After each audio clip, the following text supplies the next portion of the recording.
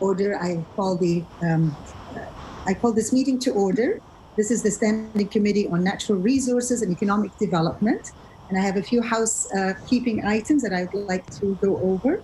First, I'm Rafa Di Costanzo, the MLA for Clayton Park West, and I'm the chair today.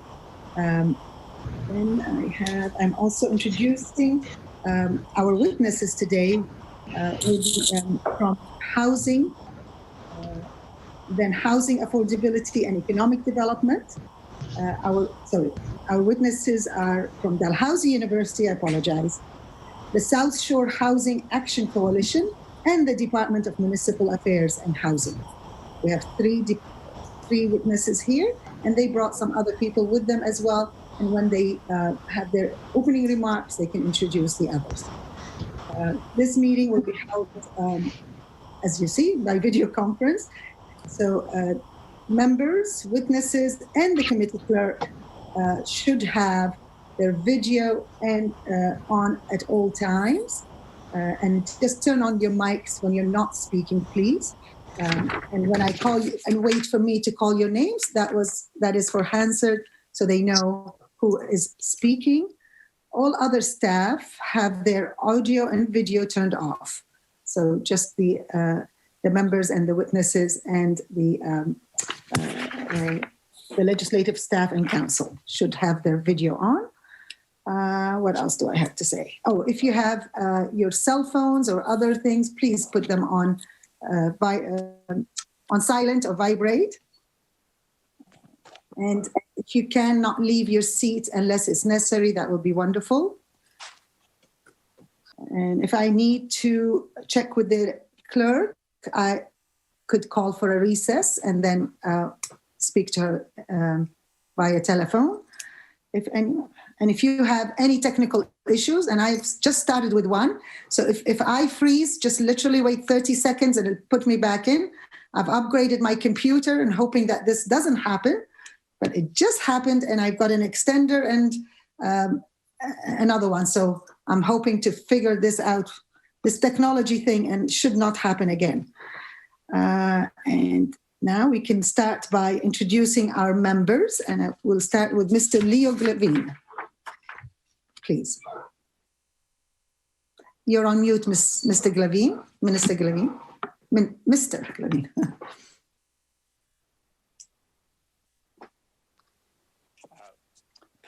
Thank you. And yes, good morning to our witnesses and colleagues. Leo Glavine, MLA for Kings West. Thank you, Mr. Glavine. Next, we have Mr. Wilson. Morning, everybody. Gordon Wilson, the MLA for Clare Digby. Thank you. Followed by Mr. Jessam, the Minister Jessam. Madam Chair, good morning, folks. Ben Jessam, I represent the community of Hammonds Plains, Lucasville. Followed by Mr. Horn. Good morning, everyone. Bill Horn, MLA for Waverly Fall River Beaver Bank. Next, we have Mr. Steve Craig. Good morning, everyone. Pleasure to see you here this morning. My name is Steve Craig. I'm the MLA for Sackville-Cobequid, and very warm welcome to our witnesses today. I look forward to the conversation. Thank you. Next, we have Mr. David Ritzie. Thank you, Madam Chair. David Ritzie, MLA for Turl, Bobble Hill, Millbrook, Salmon River. Next, Ms. Lisa Roberts. Good morning. I am Lisa Roberts, the MLA for Halifax Needham. Last but not least, Ms. Chender, Claudia Chender. Good morning. I'm Claudia Chender, MLA for Dartmouth South. Wonderful. And so we have all the introduction done, and we can start by the the guest introducing themselves and any opening remarks. And we start with the Department of Infrastructure and Housing. Mr. Martin. Great. Good morning, everyone. My name is Martin Laycock. I am the acting COO for housing. And if I'm permitted, I'd like to make a few opening remarks.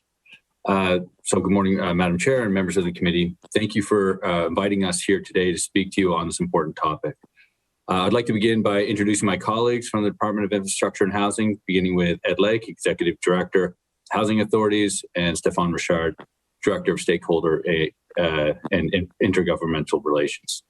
It's been a challenging time for anyone looking for affordable housing during the past few months, as rental costs have crept up due to the fact that supply is not keeping up with demand.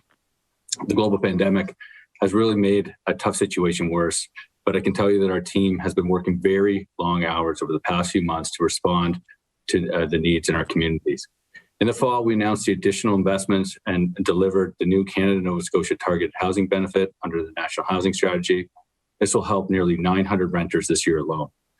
In addition, we recently announced $7.5 million in support to support the creation of 156 new affordable housing units. In addition, $2 million to help even more low-income Nova Scotians keep their homes safe and make adaptations. We also launched a new Affordable Housing Commission, of which is co-chaired by Dr. Ren Thomas, who is here today.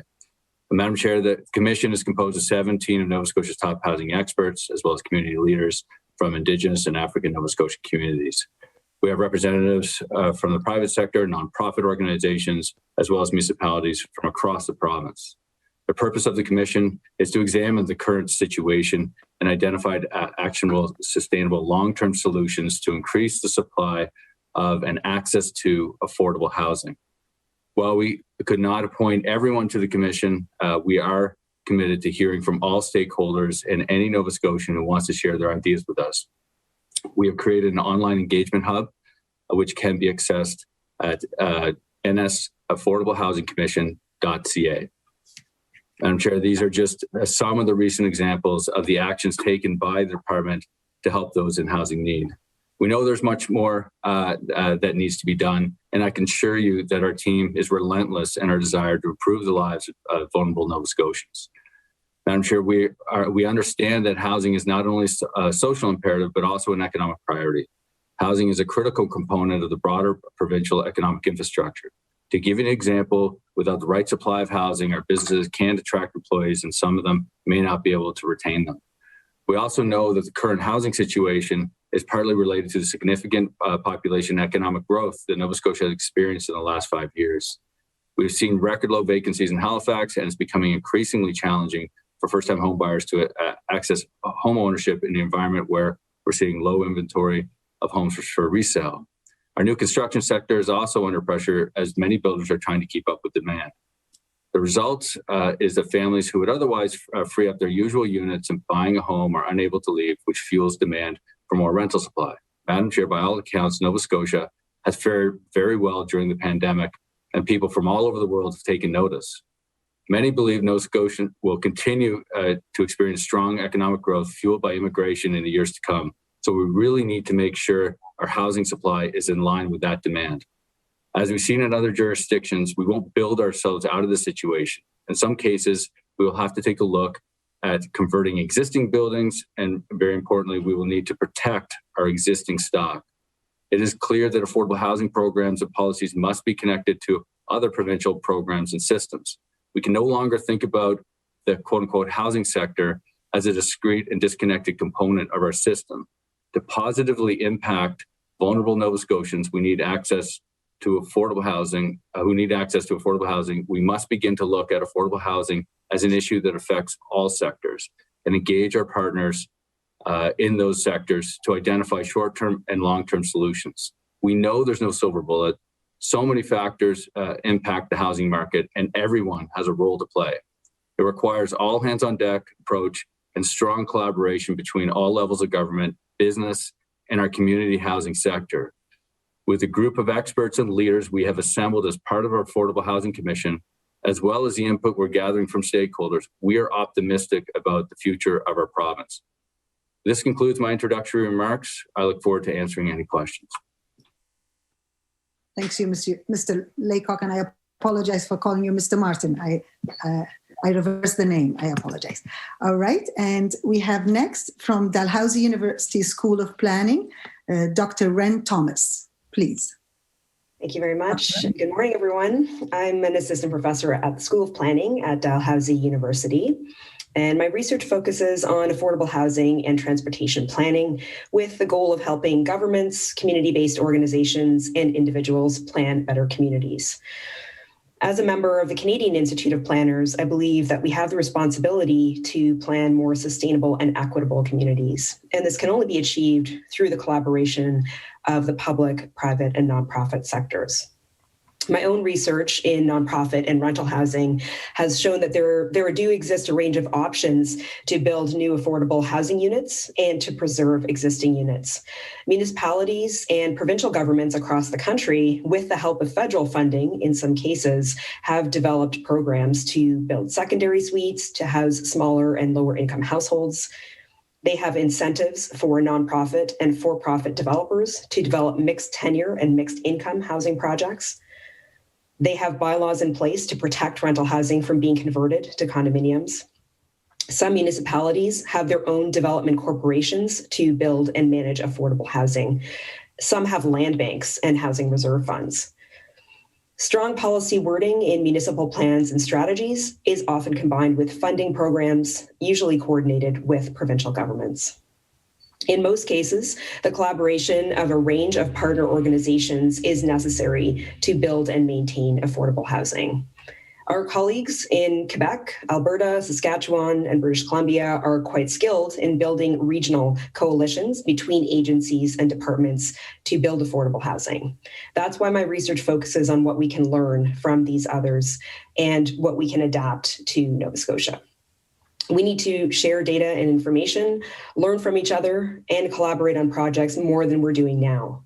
We also need to protect the affordable units that we have already built. Nova Scotia is a province with lower than average incomes and higher than average unemployment, so we will need affordable housing. We also have a growing population of seniors. Increasingly, as Mr. Laycock said, we are attracting new people to the province. We're attracting new immigrants. We're attracting international students who choose to stay after their education is complete. And these groups often have low incomes, and many have small household sizes, which contributes to the increased demand for smaller and more affordable housing units.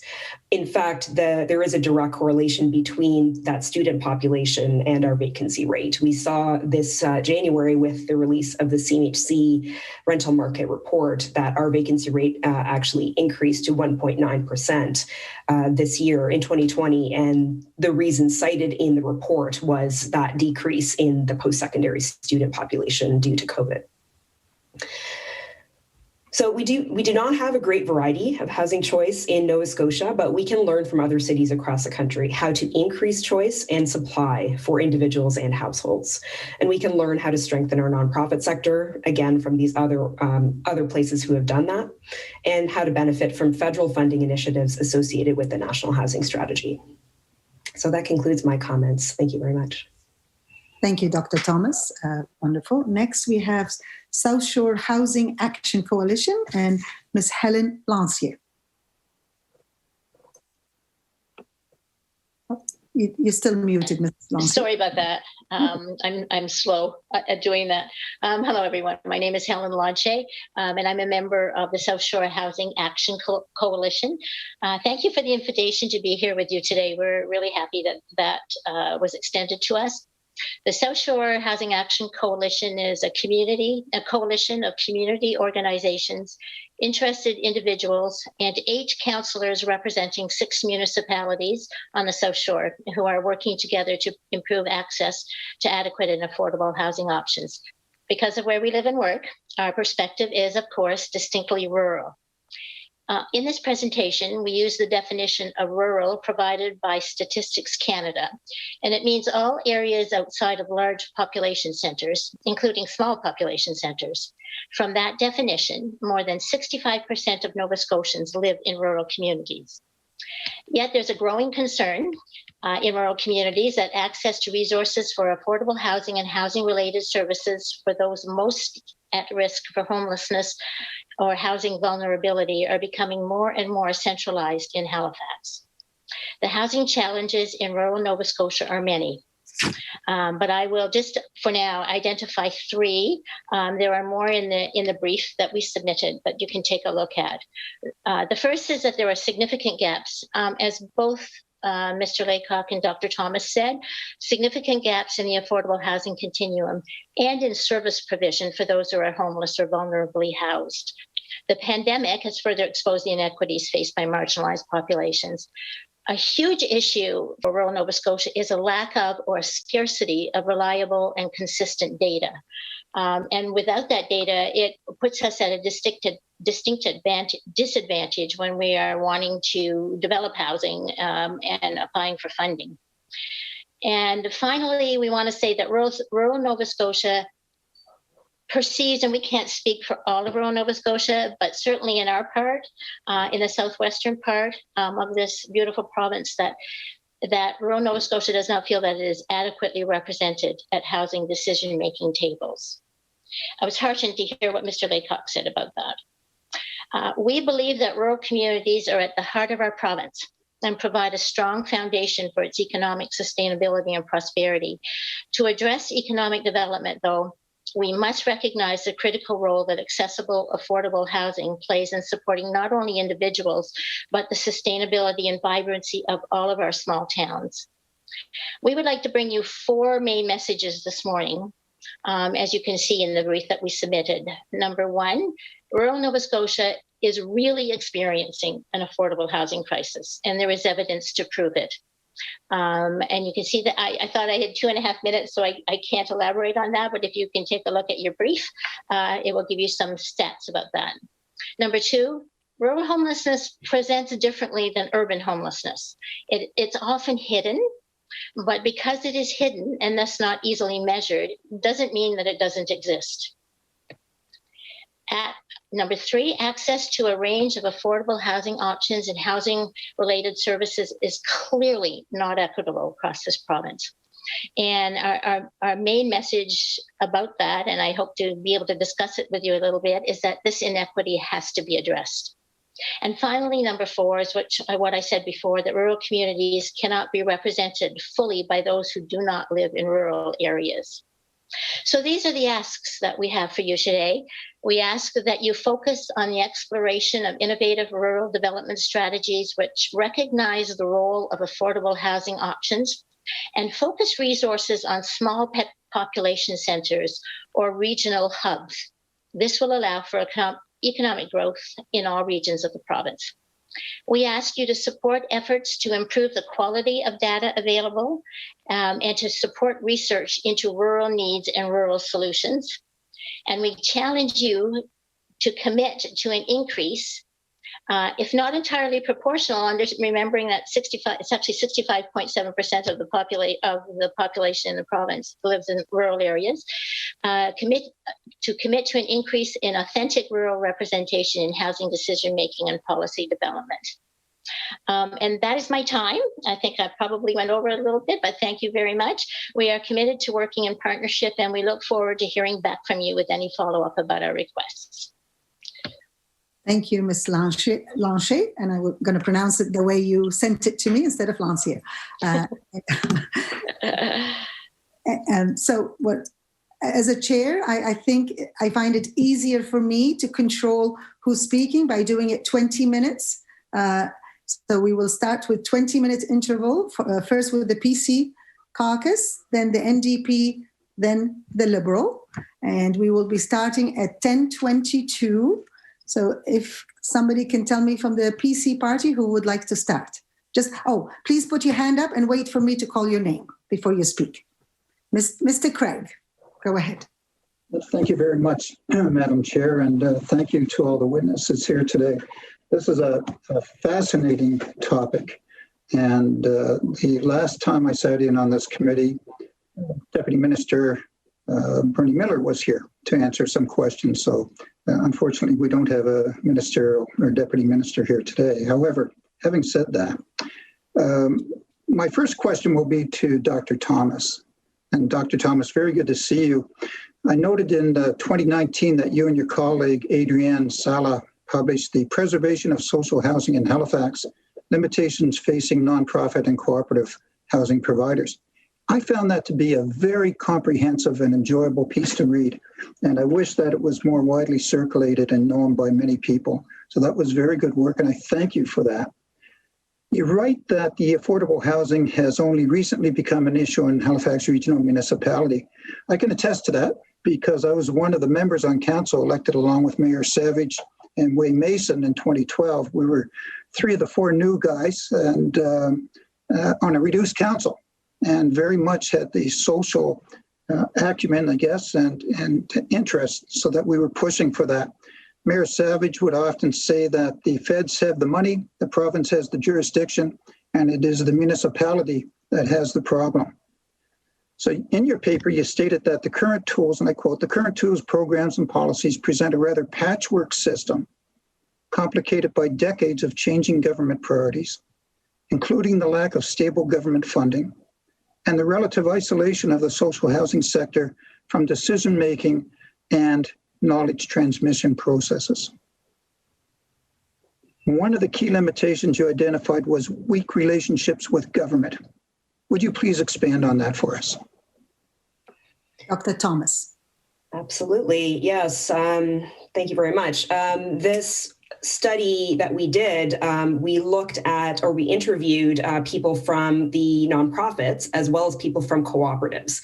And what we found was that with cooperatives, they had, because they're part of the Cooperative Housing Federation, they have an overarching organization that was able to help them with that sort of connection to federal government and to provincial government. So if there was a new funding opportunity, if there was something that they were able to capitalize on, for example, energy retrofits, they would find out about that through Cooperative Housing Federation. On the other hand, the nonprofits didn't have that connection, and they were unable to find out about funding opportunities through government or other incentives that might exist. So the other thing that we heard over and over again from our interviews was that, for example, if a nonprofit reached out to the provincial government or to the municipal government in some cases, they often wouldn't get any response at all. And so that was really contributing to their frustration in this era where we have a new national housing strategy, but somehow no one's been able to kind of access that funding. So that's at the root of it, I think. The other thing that came up was that when some of the nonprofits started out, they were considered to be valuable contributors to the housing continuum, to sort of, to building and maintaining those low-end, units. But now they were considered, and I quote from one of my respondents, leeches on the system, that they're just, being expected to, take money and who knows what happens to it. And they're not considered valuable sort of contributors to the supply of housing. So those things combined, I think, were kind of, to me, indicated that there really isn't a very good relationship between both federal and provincial governments and the nonprofits in this province. Thank you, Ms. Thomas. Mr. Craig. Thank you very much, Dr. Thomas, for that response. The findings and the way you explain that has been my experience in the last 19 months as being an MLA, and going around and talking with key stakeholders, not only in the nonprofit and the cooperatives, but even in the development community, the municipalities themselves, is that there appears to be, and please, members of the new department, don't take this as a negative comment, as a factual observation on my part. It seems to me as though that we have not taken, the government has not taken the approach that they will go out and actively nurture or grow the capacity within Nova Scotia. And that is quite evidenced by the recent Rapid Housing Initiative responses that we've had from this province. There was no capacity for people or organizations to actually respond. And what you saw was the $500 million, the 8.7 of HRM, was able to be there because there were projects that were already underway and the resources of the municipality came to bear. So that was good. Relative to what do you think ought to be done in the government to improve the government relationships and provide leadership in this housing sector? Well, certainly there has been a lot of attempt in the last... Dr. Thomas, I'm sorry. Dr. Thomas, go ahead. Sorry. Yeah, there has been a lot of attempt, of course, since the National Housing Strategy. Things have started to shift, and I believe the government has been quite responsive in taking up some of the, obviously the funding available through the National Housing Strategy. I would say that something that would be quite helpful would be some sort of committee or working group which municipalities and people who are interested in building that new housing could come to if they had questions about the funding opportunities, if they needed technical advice on, those kinds of things. And we know municipalities, if they're able to, are providing some of that assistance already. But of course, we have in our municipal governments capacity issues as well, just in terms of the number of staff that are available. So I would say potentially it is a committee that involves municipal representatives and provincial in terms of providing that guidance to organizations who actually want to build this housing and or maintain this housing over the time. Thank you, Dr. Thomas. Thomas and Mr. Craig, sorry, I did say that. Thank you, Chair. I've used my 2 questions, but I will come back. Thank you. Thank you. And do we have anybody else from the PC party who would like to continue? You have until 10:42. Mr. Ritchie, go ahead. Thank you, Madam Chair. This one here is directed to Mr. Laycock. Given the fact vacancy rates across the province are low and people in communities of all sizes are struggling to find affordable housing, as mentioned by Dr. Thomas and Helen as well, why are there individuals from rural areas in Nova Scotia, or there's no individuals from rural areas on the Nova Scotia Housing Commission? Mr. Laycock. Thank you. I guess that there on the actual Housing Commission, there's representatives from HRM and CBRM. Within our subcommittees, there's a representative from Inverness and there's a representative from the town of Amherst. What I'd also point out too, with the Affordable Housing Commission is that we're reaching out to municipalities both through a survey and also through focus groups. Our intent is to engage as many municipal folks as possible from across the province to get their feedback and to ensure that the Affordable Housing Commission has the information necessary to come up with recommendations that are meaningful, not just for HRM, but for the province as a whole. And I think we're taking excellent steps in that direction. Thank you, Mr. Laycock. Mr. Ritchie, follow up? Yeah, just a follow up. We talked about partnerships and relationships. I have a question as to why there's no representation from NSFM or AMANS on the commission. Mr. Laycock. Sorry about that. If I may, I think the question was representation of NSFM and AHANS. Yes, thank you. So there was representation from AHANS originally on the Affordable Housing Commission. They chose to walk away for their reasons. But the reality, and look, there are a number of people that wanted to be a part of this commission. There's 17 experts on this commission that focus on the practical realities of the day-to-day business, and also around what are the impacts on housing within the province of Nova Scotia. So as much as I'm sure it would have been valuable to have insight from NSFM, the fact is that there are a number of experts who actually deal with this on a day-to-day basis, have the impacts. We have the municipal representation. We invited NSFM and AHANS to the subcommittees, and they made their decision on that. So we feel that we're reaching out to the municipalities through the various focus groups, the surveys and whatnot, and we're anxious to get their feedback and insight into this important commission. Thank you, Mr. Laycock. Thank you. Mr. Ritchie, do you have some more questions? No, I'll be back. Thank you. All right, but your time is until 10:42, so you lose the rest of it, I'm assuming. Wait a minute. No, would you like to take it, Mr. Craig? It's 20 minutes. We start at 10:22, and you will go until 10:42. Okay, so just on a process question here.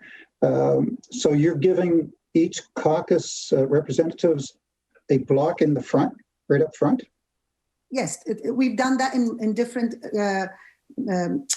committee meetings, and it seems to work better than hands. And I don't want to miss somebody's hand and putting people in different. So 20 minutes for PC caucus, 20 minutes for NDP, then followed by 20 minutes for the Liberal caucus. And then whatever time we have left after that, we'll go with 5 minutes or 10 minutes again with PC, NDP, followed by Liberal. That's how it's done in most committees. And I chose to do that to make it easier for not missing somebody when there's so many people on that explanation. And I wasn't aware of that. And on the committees I've served, that hasn't been the case. So my apologies. So this would be directed to Mr. Laycock and his colleagues. So since 2013, has the Nova Scotia government either adopted or developed a documented Nova Scotia housing strategy? And I don't mean the national housing strategy and how that's implemented. I want to know if we have a homegrown Nova Scotia housing strategy that has either been adopted or implemented, developed, and is being worked. That's the question. Thank you. Mr. Laycock. Yeah, thank you. I'm aware of the strategy that was back in 2013, but to my knowledge, there is not one currently in place, but I think that is something that, again, we're turning to the Affordable Housing Commission. I think there's a lot of discussion about the needs and how to move forward with affordable housing. That certainly could be a recommendation or a path forward that could come from the important work that they're doing. Thank you, Mr. Laycock. Mr. Craig. Thank you very much, Madam Chair, and thank you, Mr. Laycock, for that answer. The commission has been mentioned a couple of times, both by Mr. Laycock and Dr. Thomas. I want to focus on that. That was announced by the minister, the then minister, 3 months ago today. So the Affordable Housing Commission was announced 3 months ago. It's looking at the current state of affordable housing in Nova Scotia.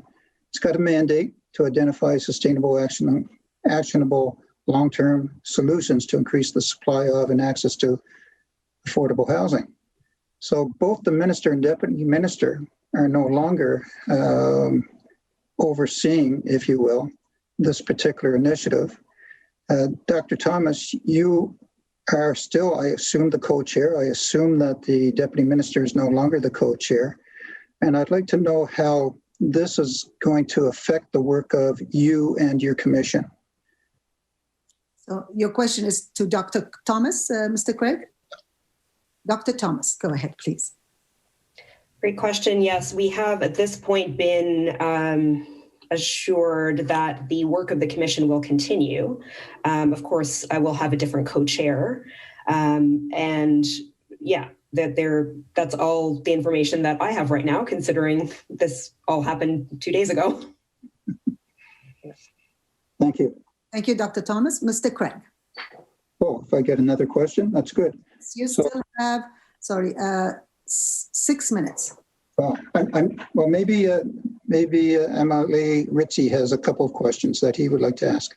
Yeah, no, Mr. Ritchie. I have thank you, MLA Stephan. Thank you, Madam Chair. Okay, can I go? Oh, yes, I called your name, but okay. I think you have connection issues. We're losing you. Okay. Wonderful. As recently as October, the former premier was insisting that rent control does not work. And the former housing minister said that rent control would discourage new private market development. Yet a month later, November, the province went ahead and brought in rent control. Did the economics of rent control change significantly during that time? Or has the province brought in measures that may only in existing problems? I'm assuming your question is to Laycock? Mr. Laycock, yeah. Laycock, sorry. Laycock.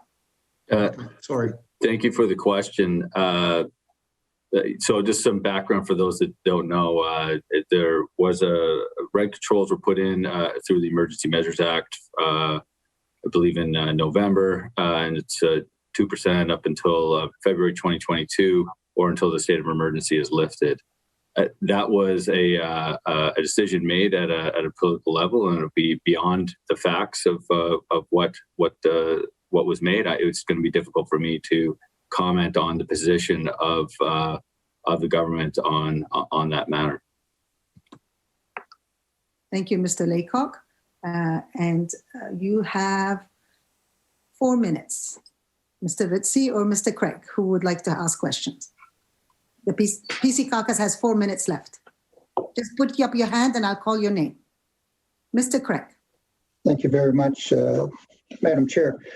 It's trying to get used to this format that you're using here today. Again, to maybe Mr. Laycock and his colleagues in the department, and I don't know how long they've been around, but I'd be curious to know collectively, how many ministers and deputy ministers have they gone through in the last 10 years? Mr. I might, thank you, Chair. I might ask Mr. Bouchard to comment. He's been around far longer than I have. Mr. Richard, Stephan Richard. Thank you very much for the question. I do not know on the top of my head how many. It's been a number of CEOs and deputy ministers, but I couldn't give you an exact answer, but would certainly be happy to follow up. Thank you. Thank you. I'd appreciate that. Over to MLA Ritchie, Madam Chair. No problem, Mr. Ritchie, and you have 3 minutes. Thank you. Thank you, Madam Chair. This would again go back to Mr. Laycock. It's around, again, going back to the rent control. What metrics is the government using to determine whether or not rent control in Nova Scotia is working as intended? Mr. Laycock. Thank you. As I'm sure you're aware, the issue of rent control falls under Service Nova Scotia, not with the Department of Infrastructure and Housing. So your question would be better placed for that department, as I wouldn't be able to accurately comment on what they are or aren't doing in that regard. Thank you, Mr. Laycock. And Mr. Ritchie, you have 2 minutes. Or Mr. Craig, I apologize. Mr. Craig, go ahead. Just tag team here. So, Mr. Laycock has mentioned other departments. I'd asked Deputy Minister Miller how they interact with the Department of Housing, or whatever version of it has been over the years. We are looking at immigration. We know that the housing stock has gone down as far as quality goes and as far as numbers go. So my question is, how often are you interacting with your colleagues across government to identify that not only do we need people to come to Nova Scotia to contribute positively and constructively to our society, but for them to do that, they need a place to live. So how much attention is being placed in your department with other departments on ensuring that those who come to Nova Scotia find themselves good quality housing? Before I ask Mr. Laycock, we have less than a minute left, so I don't have to cut it out here unless the NDP would like that question answered. We're actually going into NDP time. Would you like me to do that, Claudia, or he can? Yeah, the time is done for the PC party, so it's up to you if you want Mr. Laycock to answer it or you want your own question. I think we'll probably circle back, I'm sure, to these topics. So maybe we'll go ahead, but I want to just say to the witnesses that I recognize the awkwardness of this particular format where our witnesses often get cut off mid-sentence. So we will endeavor not to make that happen. But I want to shift gears for a second, and I know that my colleague and I both have numerous questions for Dr. Rana and the department, but I want to go back to Mrs. Lanthier. Is that right? Is that the right pronunciation? Close? Okay, you can correct me when you respond. But I do want to flag that, you've raised a really important issue, which is that often when we talk about this issue, particularly in political circles, we talk about it as an urban issue, and it's not just an urban issue. And, we know that, and we've seen tragic results of that, particularly in the Valley recently. And so I guess I want, one of the ways that this has come to our caucus is that we hear from employers. So we hear from employers in rural areas who talk about the ways in which the lack of affordable housing impacts the rural economy. And so one example of that, which I know was in the media, is the owner of the Lahave Bakery talked about how they had to buy a building in order to be able to hire staff, because they couldn't hire staff because staff had nowhere to live. And the staff they needed, I guess, weren't already in the community. And so, this from where we sit feels like something that's being overlooked, which I think your presentation really accurately displayed. And so I guess my question to you is, I think you did speak to what you've seen as a lack of action, a lack of government action on affordable housing. And I wonder what you think about something like a right of first refusal. And so this goes to what some of the presentations referred to as sort of preserving existing stock. So we know in Montreal, where affordable housing goes on the market, that there is legislation that the government has the right of first refusal. So they can purchase that first before it goes to the open market, thereby preserving affordable housing. Is that something that you feel like would make a difference in the communities that you're touching and working with? Ms. Lanthier. Thank you. Ms. Chender, my name is Lanthier, but it's okay. I get all kinds of different versions of it. The right of first refusal, from what I understand in Montreal, we have not talked about that at our shack table, so I really don't feel I can comment on it. But what I do know is that there is a whole toolkit of policies that municipalities can use to provide incentives for building or renovating for affordable housing and for maintaining it as affordable over a number of years. It appears to me that the right of first refusal, it sounds to me that's a common sense thing to do. But I don't know what the literature says about it. I don't know what the research says about it. So I don't want to make a comment that's not informed. Thank you, Ms. Lanthier. Ms. Chender. I appreciate that. And so I guess another question that I'm interested in is short-term rentals. And so this is something that we've also heard a lot about. And again, it's often a conversation that gets focused in an urban way because there are these urban pockets, particularly in the HRM, that have been really overrun with short-term rentals. And my community is one of those. And my colleague in Halifax Needham has also seen that in her community. But, my experience over the last couple of years is, I'm hearing about communities in Digby Neck, where, the member from Clare Digby would have some familiarity with that, in Ingonish, around the South Shore. And they're all identifying that also as a serious pressure, again, particularly when it comes to having housing for folks who are working. And we've been pushing for a long time for an effective short-term housing registry. So right now, although under the new Tourism Accommodation Act, certain classes of Airbnbs do have to register, we've recently found out that registry information is secret. So we're told that it's private information, and when we try to obtain it, we are not allowed access to that information under the grounds that that's private information, whether or not. So, not only is there no enforcement or sort of clear registry, we can't even find out what properties are registered. Do you think that some action on Airbnb or an effective registry is important in the context of affordable housing in rural Nova Scotia? Ms. Lanthier. I do. And Shack does as well. I live in Lunenburg, or just outside of Lunenburg, and the number of short-term rental accommodations has skyrocketed from our perception. We don't have data. And so we cannot actually prove that, but it is, it appears to be a real issue in impacting the availability of affordable housing, affordable rental housing. We think that, yes, that the government should take some action around some kind of, I know that for some people the word regulation is a political word, but some kind of regulation that will allow for a balance among short-term rental accommodations and affordable housing rents. The other thing that happens that I would like to mention on the South Shore, and I'm told that it happens in other places as well, is that we're finding a population of people who are essentially homeless for 4 months of the year.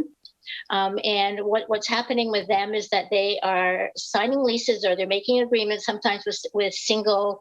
A lot of our rental accommodations are in single family homes with one landlord who's the owner, and the landlords are asking for leases that go from over the winter, over the colder months, and then the tenant, because of the low vacancy rates and a lack of affordable housing, and certainly affordable housing options, they are asked to leave, and they do because they have to, and they build up little tent communities on the beaches. So at Risser's Beach, for example, some of you may know that beautiful beach, and there's a large campground, and there's a little tent city that grows up for 4 months of the year, and I will tell you that the town of Bridgewater, through its Energized Bridgewater project, I don't know if you know about that, is putting together a coordinated access system from federal funds reaching home. Well, Bridgewater is actually funding it right now, but it's a Reaching Home initiative to do a coordinated access system for housing. And they are going to be doing a registry of homelessness in the next, between now and the end of April. And they are going to try to find those people who are essentially evicted out of their houses or their units for those 4 months of the year. I believe, and I think that Shaq would say that as well, that it has had an impact, and that it's putting people at risk. It is, and it's setting up a systems where, as I say, I live outside of Lunenburg. A lot of people who have left Lunenburg because they can't afford the rents anymore. Thank you, Ms. Lanthier. Ms. Chender. Lanthier. Ms. Chender. Yep. Thank you. Just one more quick question, and I'm going to turn over to my colleague. I just wanted to pull out something that you said in both of your responses and just check it, which is, I really appreciate the fact that in both of your responses, you said, well, we don't have the data or we need the information, but this is what we think. And I want to clarify, I feel like we've been working for that data. And would it be helpful for you if you did have that data, not from a volunteer organization or from a researcher, but from government itself, about how many short-term rentals were in a given community and what that pattern looks like? Ms. Lanthier.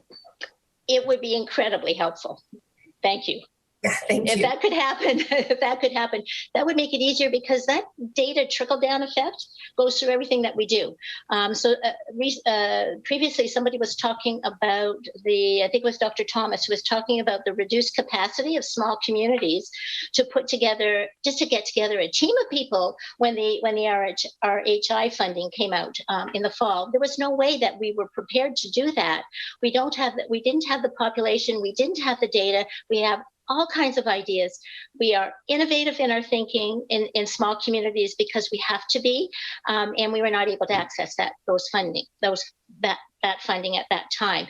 Now, there's been a recent announcement about another $7 billion. So we're hoping that we will be able to do that. But again, our data is very limited, and the data is important when you're putting together a funding package.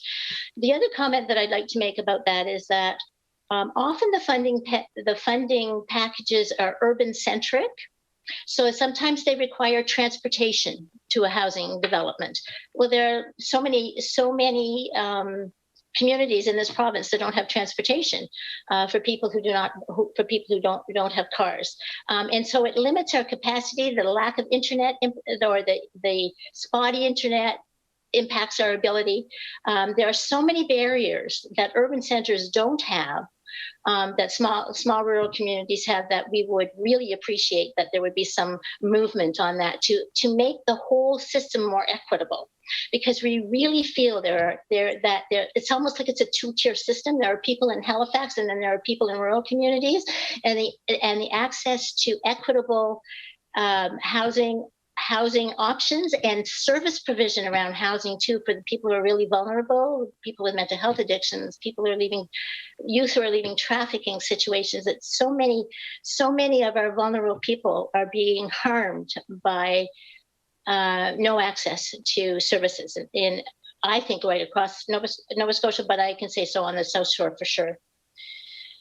Thank you, Ms. Lanthier. And we're moving on to Ms. Roberts, correct? Yes, thank you. Ms. Roberts, you have 9 minutes. Thank you. I'm sure I have more questions than that, but it'll sort of depend on the answers. Thank you very much, Ms. Lanthier. I really appreciate all of your answers. And I'll just say quickly that we've also heard some similar frustrations from housing providers here in Halifax vis-a-vis the rest of the country, where I know that local nonprofit housing organizations that haven't had sort of some of the access to supports have found it very difficult to access national housing strategy funds that were sort of designed more so for Toronto and Vancouver. So I think some of the issues are similar, but I'd like to go back to Dr. Thomas, and so many of the things that Ms. Lanthier speaks to make me kind of question the overall narrative of the housing challenge as being a problem of supply not keeping up with demand. And it strikes me that the nature of that supply is quite important. How is that supply regulated? Who owns that supply? And how are we adding to supply? And certainly in the case of short-term rentals, we could have supply added, but if we're not ensuring that supply is actually contributing to long-term 12-month of the year homes for people, that those resources or that effort could not ultimately be contributing to getting us out of this housing crisis in both rural and urban Nova Scotia. So I wonder if you could speak to that in general. What is the importance of viewing housing as an asset that is regulated and which does have a significant amount of non-market and public, nonprofit co-op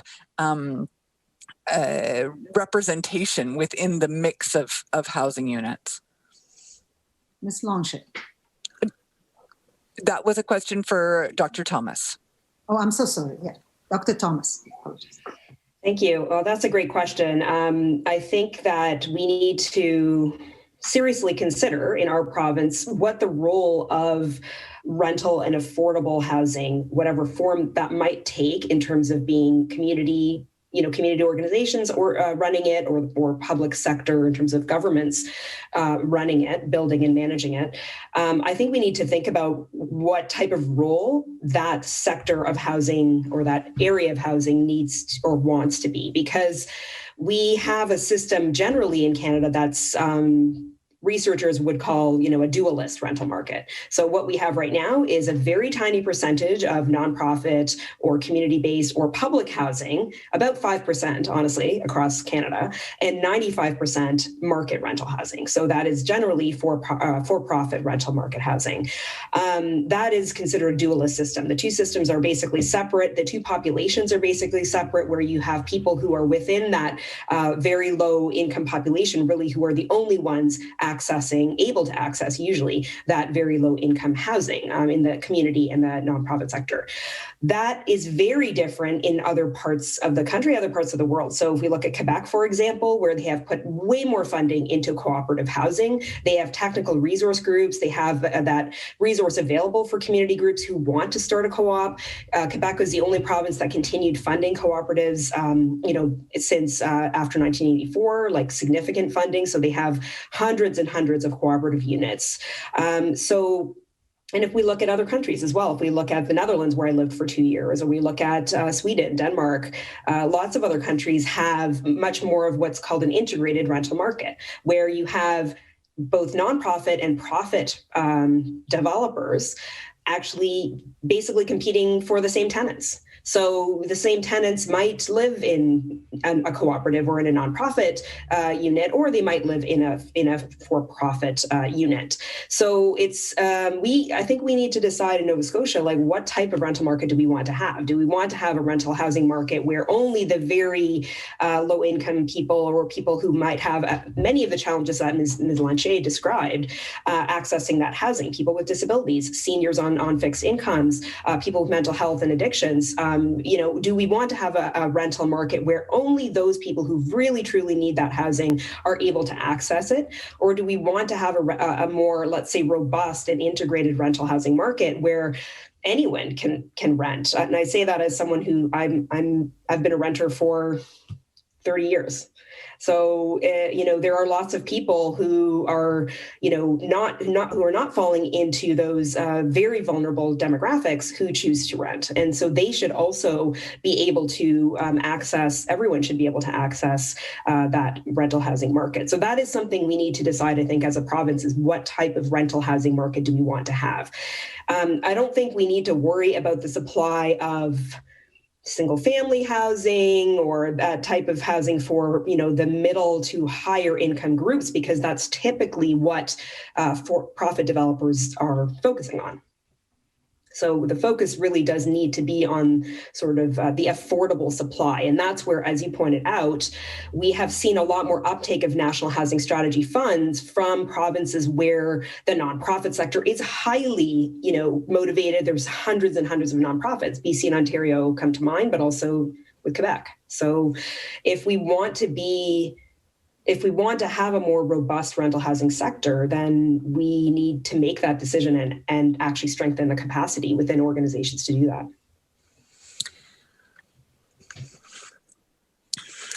Madam Chair, you're on mute. Thank you, Dr. Thomas. And Ms. Roberts, you have less than 2 minutes. What I could do is, if the witness is still continuing, we can keep her speaking, and then I will deduct that from your second round. Could I maybe instead add the 2 minutes to my second round and allow us to move to the Liberal caucus now? Oh, sure, with pleasure. Okay. We can do that. As long as I still get the 2 minutes. Thank you. We'll add it, I promise you. Mr. Jessam, please go ahead. Thank you, Madam Chair. Thanks, everyone. There are a couple of different occasions. There's been some commentary related to the connectivity, collaboration of different levels of government. I'm wondering if our folks at the department could speak to, not limited to the function of the commission, but just add a little context to how the relationship between, in particular, the province and municipality functions in the context of the commission, but not limited to that. Please and thank you. Is that to Mr. Laycock? Correct? Go ahead, Mr. Laycock. Thank you. Sorry, thank you. Yeah, so we, first of all, we were the Department of Municipal Affairs and Housing. So there was, we worked very hard in that short time to integrate housing and municipal affairs into, to work together to identify issues, to identify how to move forward with that. We have to work together with our municipal partners because planning is a big issue, right? Planning falls with our municipal partners, and it impacts our ability to be able to move forward with some of our projects. A great example is backyards or secondary suites. We have funding for that, but we need to work with our municipal partners to ensure that their planning strategies allow for that. HRM just made that change so that now that we want to work together and try and find ways to be able to support that, be able to get those secondary suites up and moving forward. So we actively work with our municipal partners to identify projects, to identify ways forward. I just think that I'm going to go back to the commission again. I just think that it highlights the need of working with them. And I think we're also too want to find out specifically what it is we can do better for them because it's going to take all levels of government. We also work closely with our federal counterparts at CMHC. We have monthly meetings with them to discuss projects, discuss what's going on, in particular around the National Housing Strategy. We work with them very closely on that, on how to move forward those projects and ensure that we're reaching the targets that are outlined in that program. Thank you, Mr. Laycock. Mr. Jessen. Thank you, Madam Chair. And along the same line of questioning, Mr. Laycock, thank you for that response. I pose a similar question to both Dr. Thomas and Ms. Lanthier with a couple of caveats. Dr. Thomas, could you comment on that same question? And you had made in I believe your opening remarks or in a response to Mr. Craig, you've done some work to identify different tools that municipalities have to add to the cause. Could you add some context to what those types of initiatives are that you've got information on, please and thank you. And then Ms. Lanthier, add perhaps the context of the municipality being effectively or not kind of the inroad in rural Nova Scotia for collaboration with different levels of government. Okay, we'll start with Dr. Thomas. I think that the successful cases that I mentioned in my study, in my reports, which you can find online, there's a lot of detail about the different programs and bylaws and policies that are possible and that municipalities have used. But just to take the example of, since Mr. Laycock mentioned secondary suites, just to take the example of secondary suites, for example, in Edmonton and in Calgary, they had specific programs in place at the municipal level to incentive, they had incentives in place for homeowners who wanted to create secondary suites as long as they maintained affordability for a certain time period. And, the rents had to be below the median rent for that area. So that's a type of program that obviously would require coordination with the provincial government. So that's the type of thing that you do see in the more, I would say, the more innovative cities. I mean, Quebecois cities are another good example. We look at, in our samples, Sherbrooke and Montreal, where they have some really good programs in place. And there is a municipal housing office of the provincial government in most municipalities to help coordinate those programs. And that's how they've been able to create a lot of their affordable housing programs, for example, through Accès Logis, which is a program that's been for some time now. It enables even the smaller cities, to Ms. Lanthier's earlier points, even smaller communities like Sherbrooke, which are just population 200,000, they're able to build a few hundred new affordable units every year through programs like Accès Logis, which requires so much coordination with the provincial government. Thank you, Dr. Thomas. Ms. Lanthier, please. Thank you. Your question, may I just clarify your question? Your question was about the relationship and the collaboration among the municipalities and the provincial government? Mr. Jessen, is that correct? Thank you, Madam Chair. Through you, Ms. Lanthier, I guess what I was trying to get at is we made some comments about the appetite and the desire for a rural presence through decision-making efforts and through collaborative efforts. So I'm wondering, the variety of municipalities that exist throughout the province, they would have their own outreach and connectivity to those micro areas of the province. And I'm wondering what the existing function is today, and kind of, is that an appropriate or desirable situation for you to engage in the conversation? Ms. Lanthier. I believe it's aspirational. I believe there are efforts among municipalities, particularly on the South Shore, to work together with community organizations. They have not taken a leading role in the provision of housing, certainly not as far as I'm aware. Since the inception of SHAC, which was in 2010, we have done a lot of work with our local municipalities. There are 6 municipalities in the South Shore from Chester to Queens. And so we have done a lot of work building awareness on the need for affordable housing. 10 years ago, it was not as obvious as it is right now. And the municipalities have certainly now have certainly more awareness, and when they're doing their planning, they're redoing their planning strategies. They are taking affordable housing into consideration, which is a great progress. The representatives, the councillors, there are 8 of them, 3 from Mahone Bay and 5 others, who come to SHAC on a regular basis, are forming a working group to talk about what they can do to support each other, what they can do, what their municipalities can do, bringing ideas to their municipalities, what they can do collaboratively to improve the housing situation on the South Shore. The capacity, it's small municipalities, and there are a lot of them in really this one section, right? From Chester to Queens, there are 6 of them. And their capacity is not the same as the capacity of HRM. The capacity and the resources are not there, although they are exploring, and we are exploring with them about what they might do. So, for example, I go back to the Rapid Housing Initiative funding. And we had some conversations with some municipalities about being partner on a particular project. And that was a little, it was an initial conversation.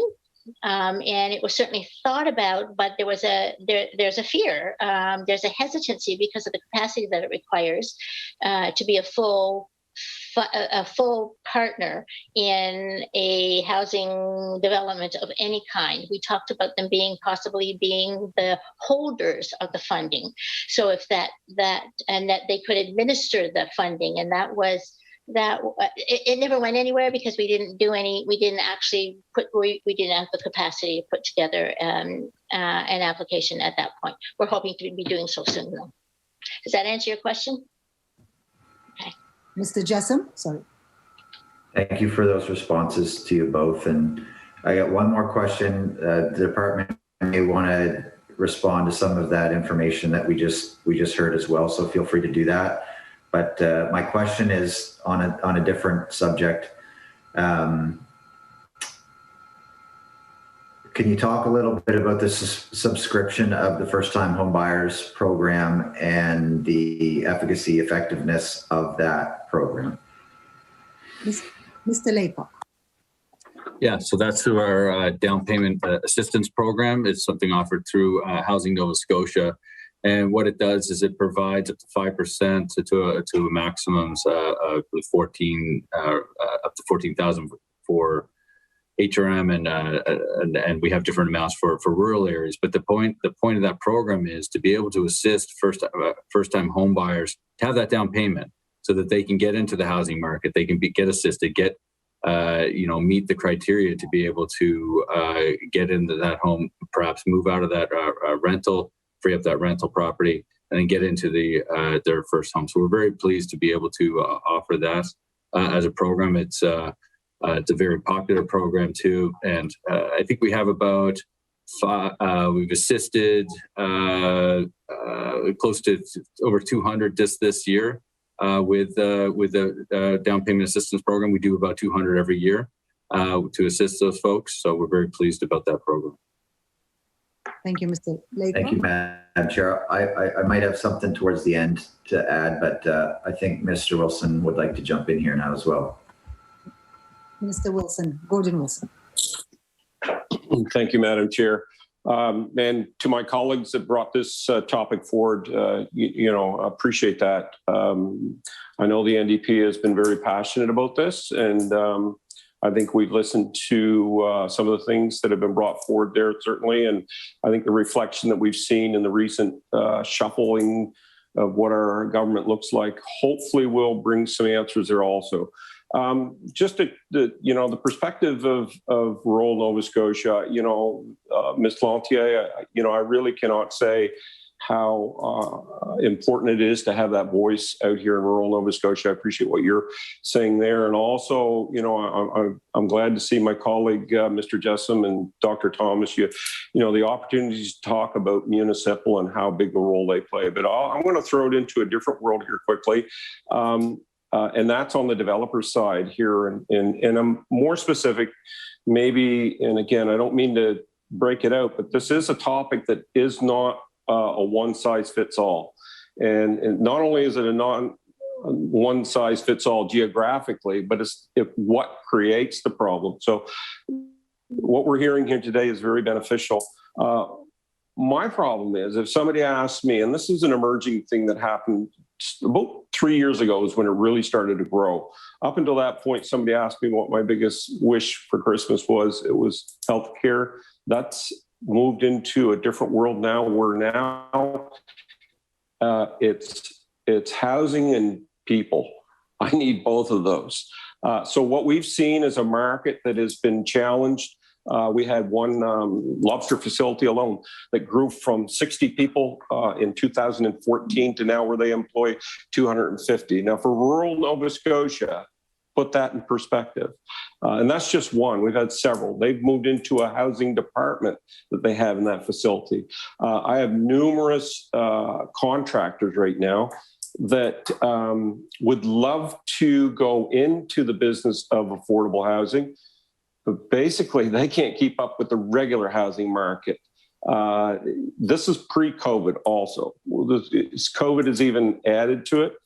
So in the developers world right now, I do know that I've heard just recently that there is an initiative that you have with Dalhousie on the application project for housing opportunities, assistance programs, but more so, Mr. Laycock, and I know, Mr. Lake, I think, worked through your department with some developers, but what are we doing and what could we do better to help our developers in rural Nova Scotia find ways? And again, a lot of it is complicated. A lot of it's the workforce. They don't have the contractors. They don't have the journeymen out there to do the work. But so it's one problem is driving the other one and challenging it. But what do you think you can recommend that we could do better? And what are we doing now? That'd be for Mr. Laycock, maybe to start. Thank you, Mr. Laycock. Thank you. Could I just get clarity? The question is how to attract workers to the area? Is that? No. The question is how can we support our? Sorry, Ms. Chair, I did that last week. How can we better support our developers that we have in rural Nova Scotia to move projects forward? Mr. Laycock. Thank you for the question. So I think one of the things we do is be able to find access to funding for them. So right now we provide funding for affordable housing units of $50,000 a door. So that helps reduce some of their overhead costs. I think what we can do on our side is to be able to facilitate the application process and work with them more closely to be able to move forward with the project. Let me give you an example. We're working with a private sector developer in Yarmouth to help develop it's 57 units in total, 54 units in total. 27 of those will be affordable units. So we're working with them. We are attracting the people who want to be a part of the process by making the projects affordable for them. So we provide, whether it's a forgivable loan, whether it's some type of grant, what have you, we're able to find the ways to incentivize to maybe move beyond that for-profit project to that affordable one that will include affordable housing units in there by incentivizing, by reducing some of their capital costs to be able to enable them to move that project forward. So that's what we try and do to help them. We think, we're getting some active involvement. Again, I go back to the Affordable Housing Commission. We have the active involvement of many, many builders on there and their feedback. And I'm sure we'll get some great recommendations from them on how we can improve our processes to make it more palatable or attainable for them to be able to assist us with affordable housing projects. Thank you, Mr. Laycock. And Mr. Wilson, you have another 4 minutes. Okay, for Dr. Thomas, in that same sort of world, and only just to follow up on my Minister Jesson's comments around municipal. Just recently, I know that there's been a lot of activity, just for example, in the Clare area, where the municipality has been working very closely with the business sector, with the industry, the resource sector in particular, to find ways that they can also collaboratively as a joint effort bring forward housing initiatives. And I think they're almost ready to bring some. Do we see other examples of that sort of a structure in Nova Scotia that you're aware of?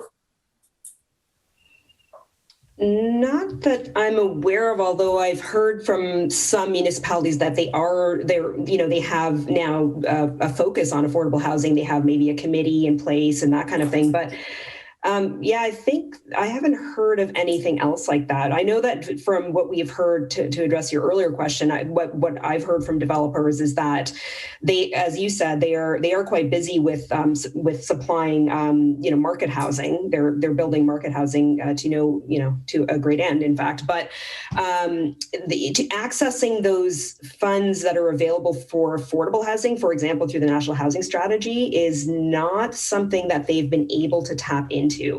And so what I've heard that from multiple developers here, that the application process for these funds is quite complicated. There's, maybe other issues that there might be capacity issues, or, for example, with the Rapid Housing Initiative, we know it had to be, basically modular housing for one of the streams, which, is very difficult to do here in Nova Scotia because we don't have that expertise or that supply of the kind of containers that we would need. So I think that there needs to be probably some coordination with CMHC there on maybe, getting the developers the resources that they need to do that kind of work, to access those funds to be able to kind of do that type of work. Thank you. Thank you, Doctor. Thank you, Dr. Thomas. You have 1 minute left, Mr. Wilson. Maybe just thank you. Okay. Just on the, and again, there's nothing that we apply for in government that's very simple. And that's unfortunate, but I think that's the nature of the beast. Accountability is in information, and we ask for a lot sometimes. The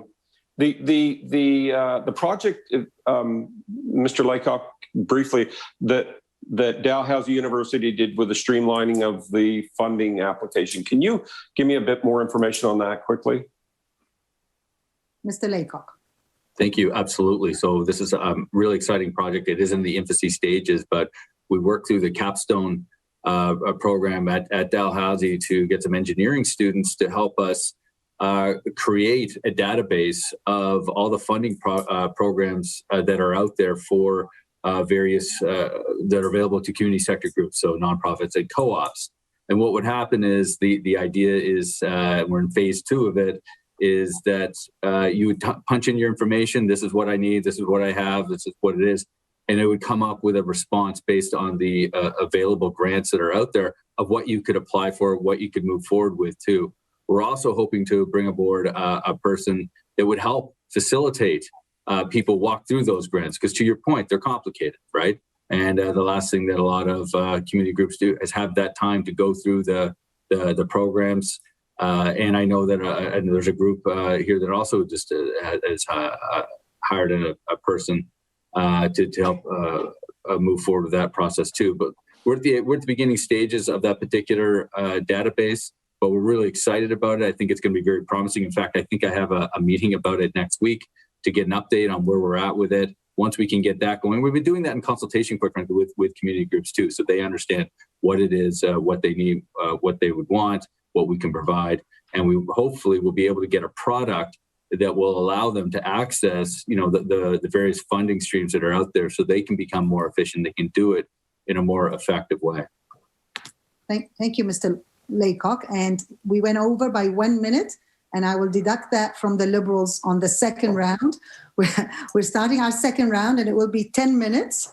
And we'll be starting with the PC party for 10 minutes and starting at 11:22. So you have until 11:32.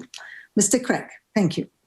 Thank you very much, Madam Chair. And I won't harp on this, but I noted that when we talked about the time, you said anything that we didn't use, we would forfeit it.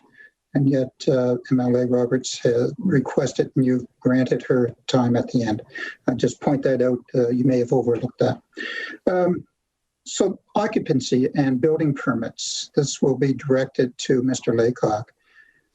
The municipalities, they have development permits and building permits, those types of things. And I'm just wondering if the department, your department, actually tracks the number of building permits. And more importantly, though, and it's a conversation I've had with Mayor Savage, more important is occupancy permits, to know how many of those units build up. So do we have a growing number of building permits out there that are not coming to market in a timely fashion, whatever and however you might define that? But I wonder if you might comment rather on what types of things that you measure relative to building permits and occupancy permits within the province. Mr. Laycock. Yeah, thank you for the question. So my understanding, I know that property valuation services track building permits. Municipalities submit those, or at least they're supposed to submit those to property valuation services. Occupancy, of course, I couldn't comment on.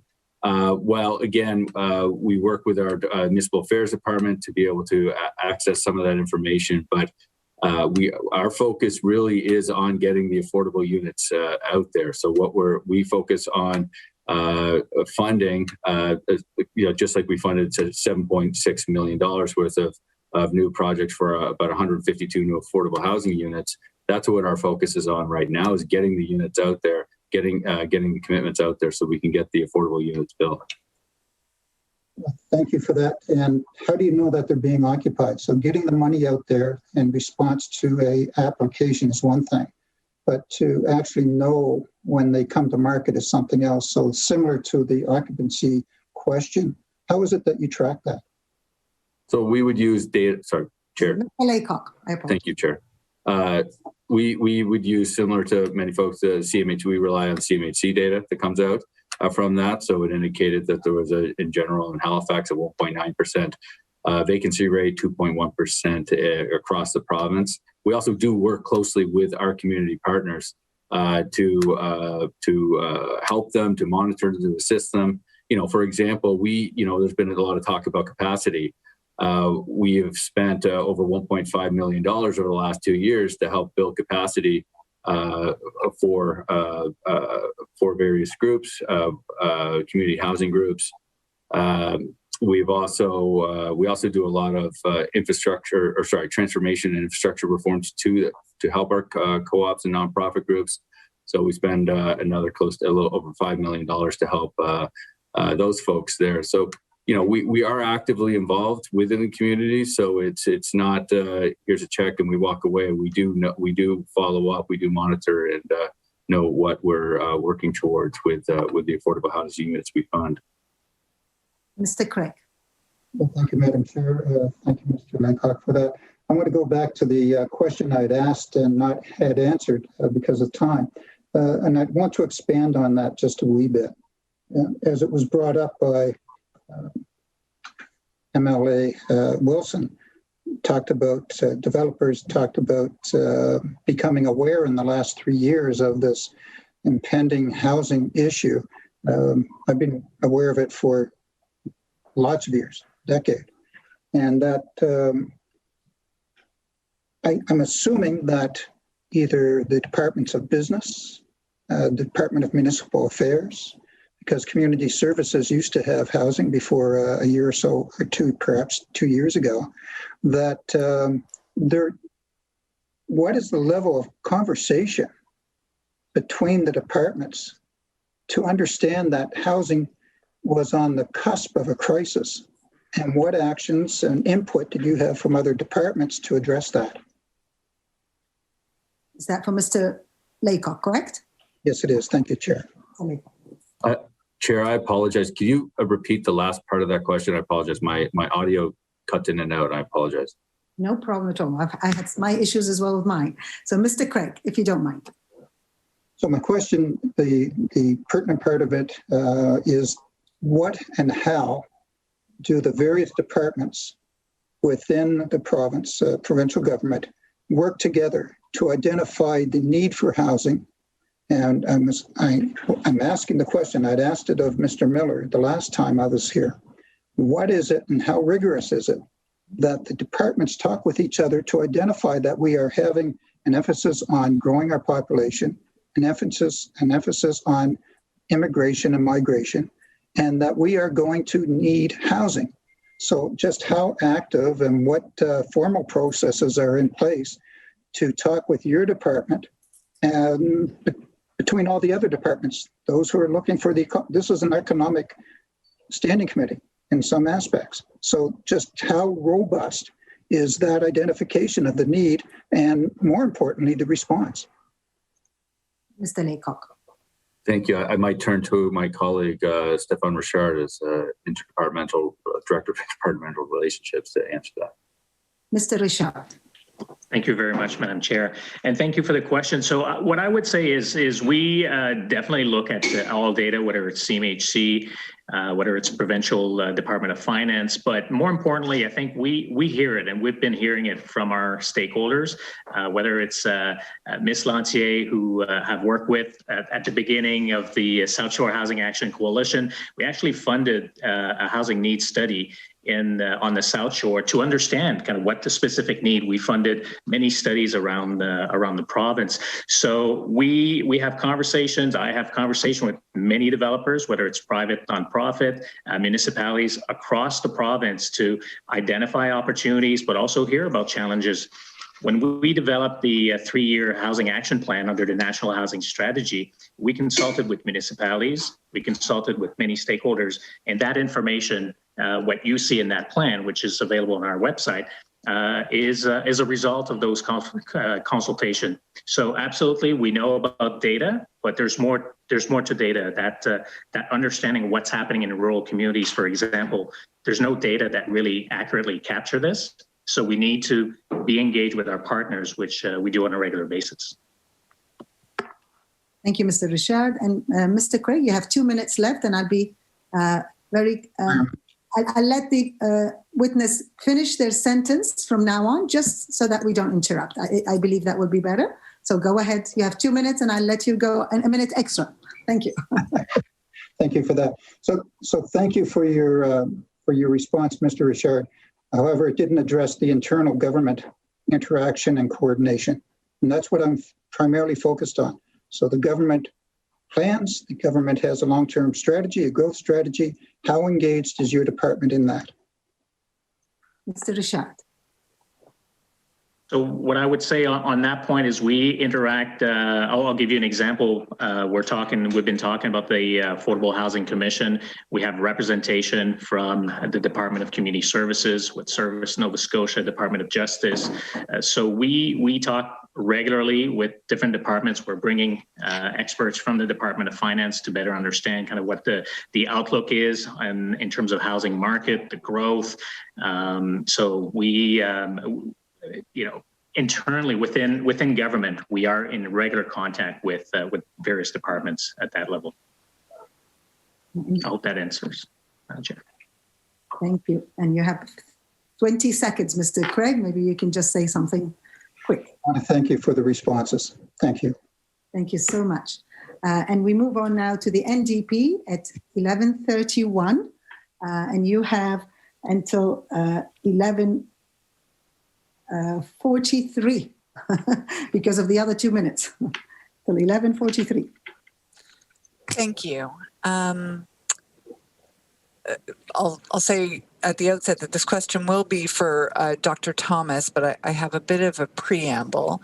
In 2013, the NDP released a housing strategy that strategy had been developed through consultation, and it included plans that needed to be operationalized for investment in non-market housing, including co-ops, nonprofit housing, and mixed market development, such as at the Bloomfield site. And it would have actually built publicly owned housing. Now, instead, the Liberal government decided to walk away from the Bloomfield project. That public land was then transferred back to the municipality, and now it's been sold. And there have certainly been other cases in which the province has chosen to dispose of land and assets rather than develop them for public purposes. I guess, Dr. Thomas, given what we see now, the acute housing crisis that, as your own remarks suggested, would have been even worse this year were it not for the COVID pandemic, which decimated the short-term rental market and resulted in fewer international students coming here. What is your view of disposing of public assets rather than, doing the difficult work of actually developing non-market housing? Mr. Rishad. Sorry, Dr. Thomas. Sorry. Yeah, I think that it's always valuable for municipalities and provincial governments to retain land like that for the purpose of affordable housing. We've seen great success in both Saskatoon and in Montreal with land banking.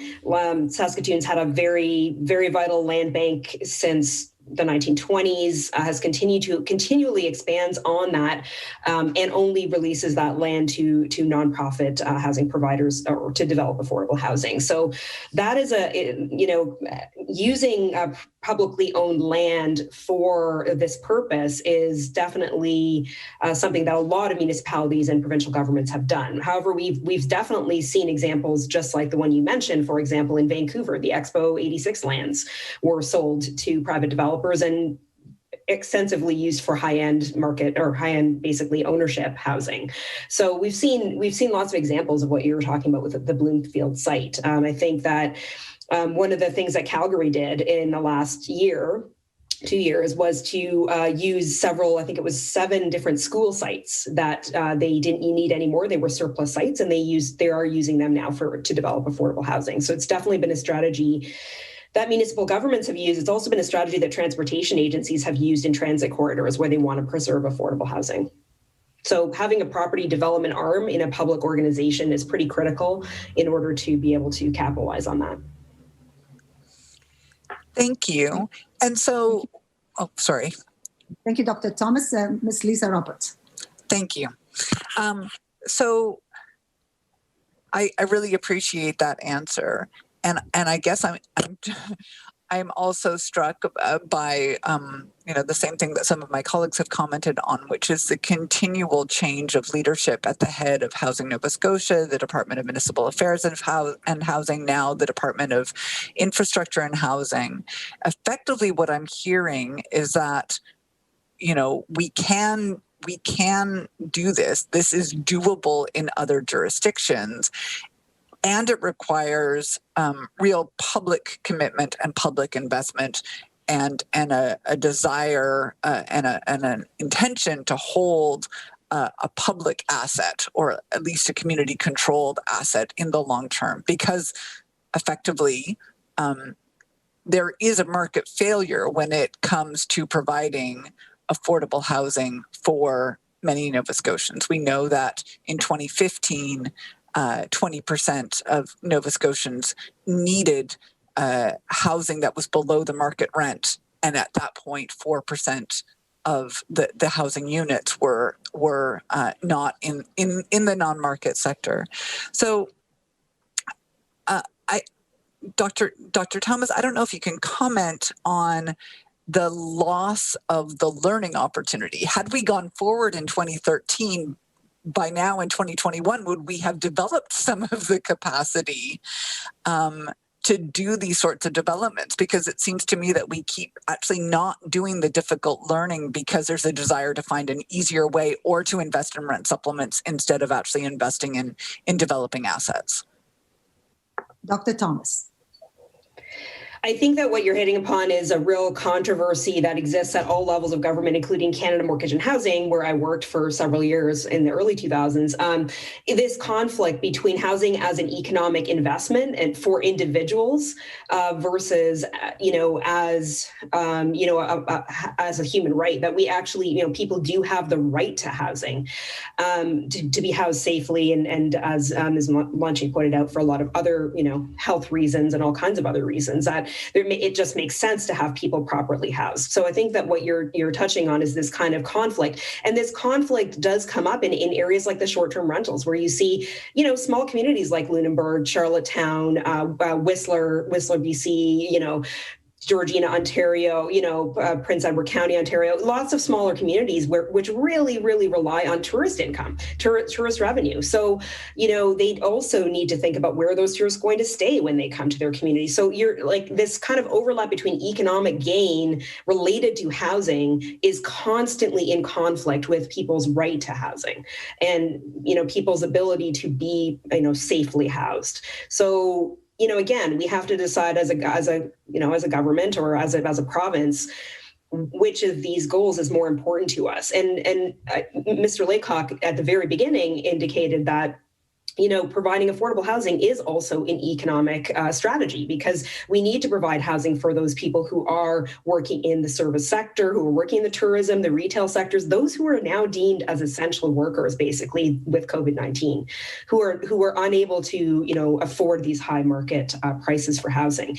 So it could be considered an economic strategy, therefore, to actually invest in housing that is affordable, that is accessible, because we can't house, and we've seen this in all kinds of cities. We've seen this. I lived in Vancouver for 7 years. I lived in Amsterdam for 2 years. Like, we've seen this in all kinds of cities around the world, where if you can't house that service sector, retail, hotel, tourism sector population, your city will suffer. You will start to see a lot of impacts from that. Not the least, including that people have to go further and further out and live further and further out to be able to, maybe as far as the valley, to be able to kind of commute to their jobs, which are minimum wage jobs.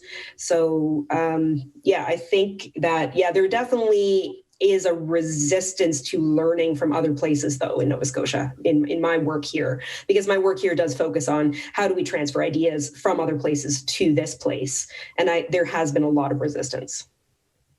Thank you, Dr. Thomas. And Ms. Roberts, you have 3 more minutes.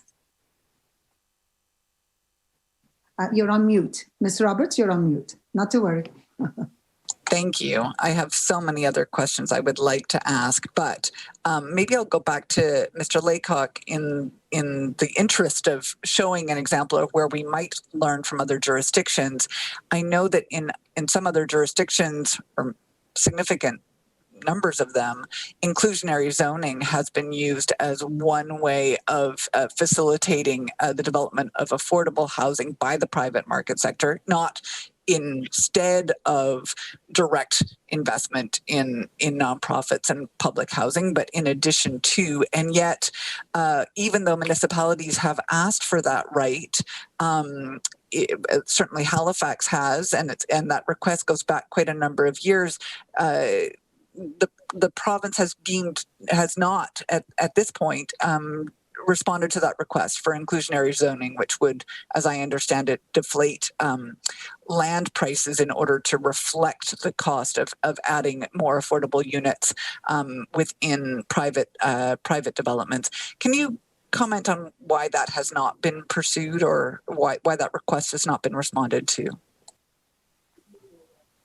Mr. Laycock, and you have 2 minutes. Great, thank you. So I would perhaps disagree that it hasn't been responded to. We actually engaged municipal partners in July this year and asked them their opinions around inclusionary zoning. And that wasn't just Halifax, it was Nova Scotia municipalities as a whole. Obviously, we had to do that virtually because of COVID restrictions and whatnot.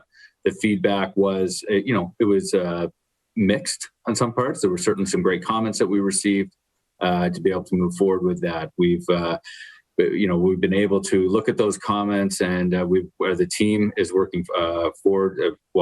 I guess former team now was the planning team that I used to work with, and now with the Department of Municipal Affairs.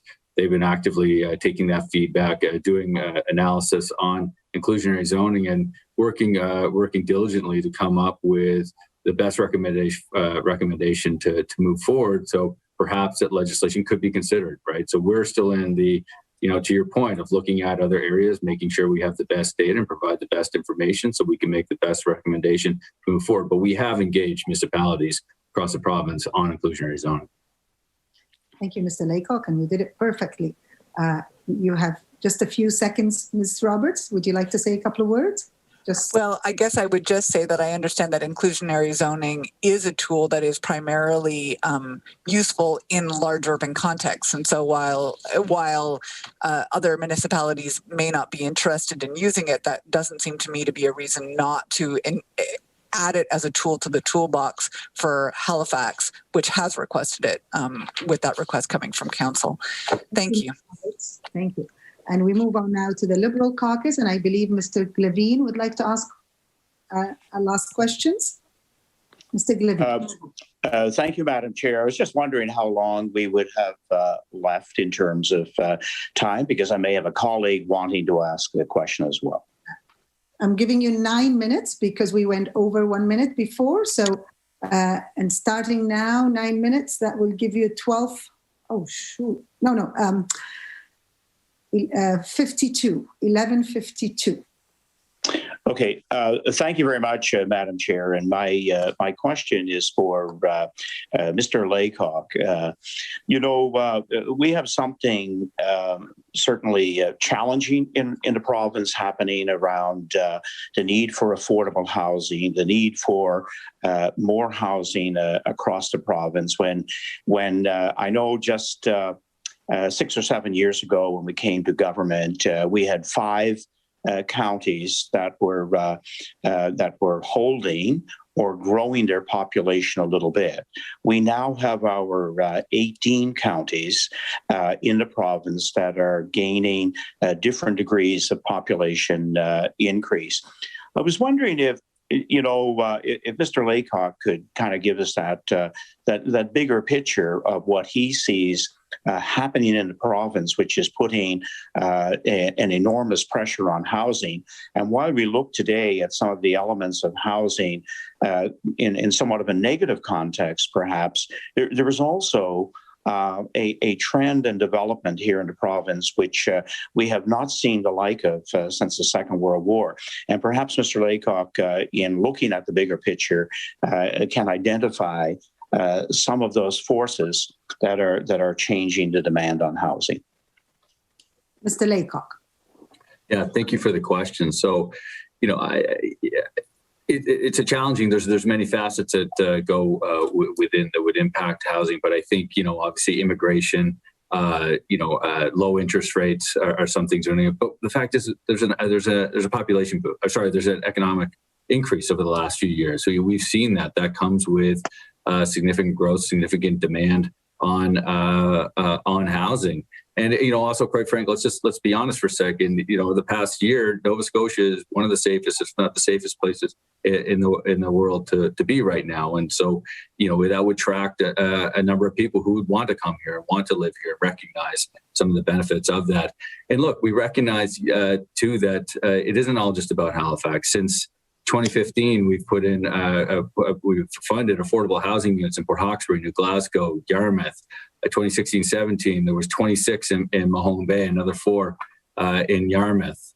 I can go on in Truro and Greenwood. We fund across the province. It isn't just an HRM-centric program. We have, hopefully we'll have another 40 units to talk about soon in Port Hawkesbury and Bridgewater and Jador. So, I think there are economic pressures that are adding to, the good news story of having a healthy and strong economy does lead to the pressures. But I think we're tackling that head on with our funding of affordable housing units. We also have, which we haven't really talked about, is the National Housing Strategy.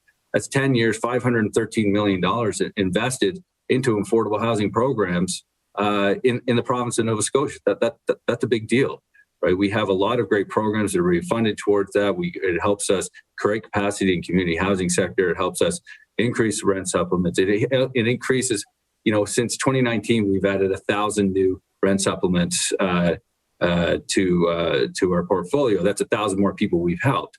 So I think that, given the constraints, given the issues that are rising, I think that staff and the department have met the challenge and are actively engaging the assets that have been provided to it through the National Housing Strategy and through the programs of Housing Nova Scotia as a whole. Thank you. Thank you. Thank you, Mr. Laycock, and that gives an overview that touches upon a couple of the other questions that I was going to ask. But I know we're in a time constraint here because perhaps the second round was a little bit longer than normal, and our witnesses may need to make some summary comments. So I'm fine with that one question. If there is time, according to Madam Chair, for another question, and perhaps a colleague could jump in. Thank you, Mr. Glavine. You read my mind. This is exactly what I was going to say. And we can start with the closing remarks with Mr. Laycock, and then Dr. Thomas, and then Ms. Lanthier. And if you could make them short, I would really appreciate it. Thank you so much. Thank you. I'll make mine very short. I just want to thank you for the opportunity to talk about the important work that housing does. We're making significant investments in affordable housing across the province to help the most vulnerable people. And I appreciate the support and ideas. I do really encourage everyone to go to nsaffordablehousinggcommission.ca and share your voice. You have an idea that you want to share and you want to get an idea across, it will get listened to, and that is the forum to help shape affordable housing in Nova Scotia for the future. Thank you. Thank you, Mr. Laycock. Thank you very much. It's been wonderful. Dr. Thomas, your final remarks. Thank you. Well, thank you very much for the opportunity, everyone, to come and speak today. Dr. Thomas, are you still there or are you frozen? Oh, am I frozen? Okay. Well, thank you so much for the opportunity to be here today. I don't have much in the way of closing comments, except to say that there is, as we know, a lot of good work being done across Canada that we can learn from. And I hope that we all continue to learn from those municipalities and provinces and what they've done. So thank you. Thank you very much for allowing me to be here.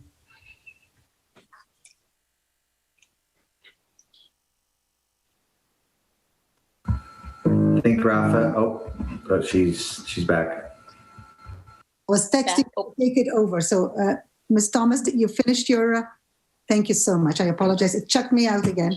Ms. Lanthier. I also wanted to say thank you very much for the opportunity to be here. I did want to speak on behalf, just for a moment, about the most vulnerable people in rural communities, people who live in isolated areas, who can't even get into town, women who are leaving or are in a domestic violence situation, who can't access services or can't get away from that situation, and a whole other range of people who mostly for reasons that have nothing to do with them, find themselves in a system that is perpetuating systemic poverty. When we look at housing, it's affordable housing and supportive housing. It's not always about poverty, but almost always about poverty.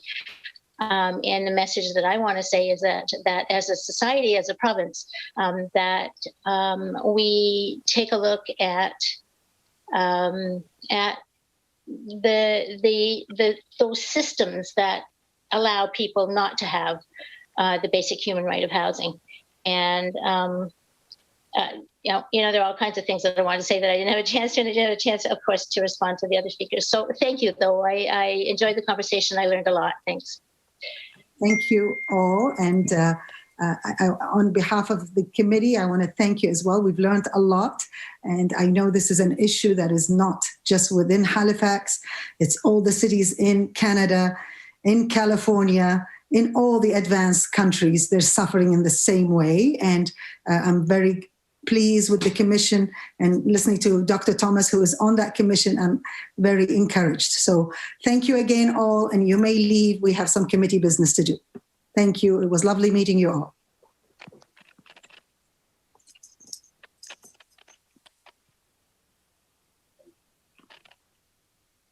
All right.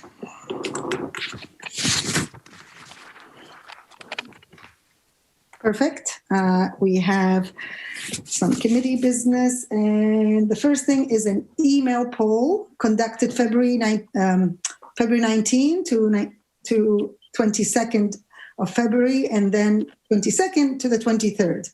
Announces for the record that in email polls conducted over the last week, this committee gave unanimous consent to excuse 2 approved witnesses from today's meeting: Nancy Green from the South Shore Housing Action Coalition and Diana Devlin of Welcome Housing and Support Services. Is there any discussion? Did everybody happy with that? Just raise your hand and I'll move on. Thank you. Thank you very much. Next is the agenda setting. Our next meeting will be an agenda setting. Members are asked to submit their list of proposed topics, witnesses, to the clerk by Friday, March 5th, please. And the next meeting is, sorry, any discussion? I apologize, Chender. I had the piece of paper. Ms. Chender. I just wanted to speak to the next meeting, so I'm fine with the agenda setting. Yeah, that's what I'm, thank you. So the next meeting will be March 23rd from 2 to 4 p.m. And it will be agenda setting. Also, the note here, if the House of Assembly is sitting on that date, this meeting will be postponed. Ms. Chender. I'd like to put forward a motion that if the House of Assembly isn't sitting and this meeting does go forward, that subject to public health, the meeting be held in person. Any discussion? Ms. Roberts. And then Ms. Roberts. Thank you. I think this meeting was relatively blessed by lack of technical glitches and people arriving in time to test their microphones and so forth. But we saw as recently as yesterday in the Human Resources Committee that meetings do not always go as smoothly, and certainly I think the conversations that we're having here are important. The Legislative Assembly, is our workplace. Many people are at workplaces, using all the public health precautions, and I would really welcome the opportunity to be able to, to be back in person, not challenged by technology as we try to, seek information for Nova Scotians. Thank you, Ms. Roberts. Any further discussion? Sorry, I did see Mr. Wilson. Thank you, Madam Chair. I really do appreciate the motion. I think we all would like to be in that world right now. No doubt about it. I certainly think it's something that at some point in time, yes, we need to have a fulsome conversation. Ultimately, we follow our direction from the medical office on this, but our committee, our caucus meetings are still virtual. I really, for somebody out here in rural Nova Scotia, that I have a question from people in my community every day, about my exposures potentially. I really don't feel that I could support something like that at this point in time. Thank you, Mr. Wilson. Ms. Chender. Thanks. I think we're going to run out of time, so I'd love to call the question after I speak, but I just want to kind of put on the record the thousands and thousands of Nova Scotians who have to go to work every day. Thousands of them All of our children have to be in school unless their parents are not schooling them in a public education system. Every single grocery store is staffed by people who have to be there. Every single hospital and doctor's office is staffed by doctors and nurses who are there every day. And lots of just regular businesses, including many provincial government departments, require their staff to go to work every day. And while I understand the public health protocols, which is why our motion is subject to public health, if the public health office tells us it's not safe to be in the legislature, there is no way we would take any issue with that. But until and unless we get that particular piece of advice, what I am asking is that this committee signal its willingness to do what thousands of other Nova Scotians are doing and meet it. Sorry, I know I'm the chair and I'm not supposed to, but if I may, I am concerned for a day like today where we had so many witnesses, how do we logistically house all this in a room? There's how many people there today? And we have sometimes a lot of witnesses. The logistic of it is going to be as bad as being in the legislature. And the numbers are going up. So I am concerned for my family and I'm concerned also for the staff as well. And this has to be looked at in that lens as well. So I apologize. I know I'm a chair and I just had to say that, Mr. Craig, and we literally, I'm going to cut it off after Mr. Craig, if you don't mind. Thank you very much, Madam Chair. I'm supportive of the motion, subject to public health guidelines. We had a swearing-in ceremony just this week where a lot of people were in person to be sworn into office in the cabinet. We have had standing committees meet in the legislature during COVID. And with the spike in COVID cases, we did not do that. That's not the case now. So I think that certainly we can do, as has been mentioned by MLA Chender, just this, and that is show that we can go safely and do our work in person in the House. Thank you. Thank you. Anything else? We can do a vote on this. Question. Let's do a vote, please. And show of hand for in support of the for and against. Show of hands. And my hand as well. The motion is defeated, and I thank you all. Our next meet, I will adjourn. Our next meeting will be March 23rd if the House is not sitting. And I thank you all. It's been a very interesting committee, and we learned a lot today. So, thank you. Thank you, Madam Chair. Thank you.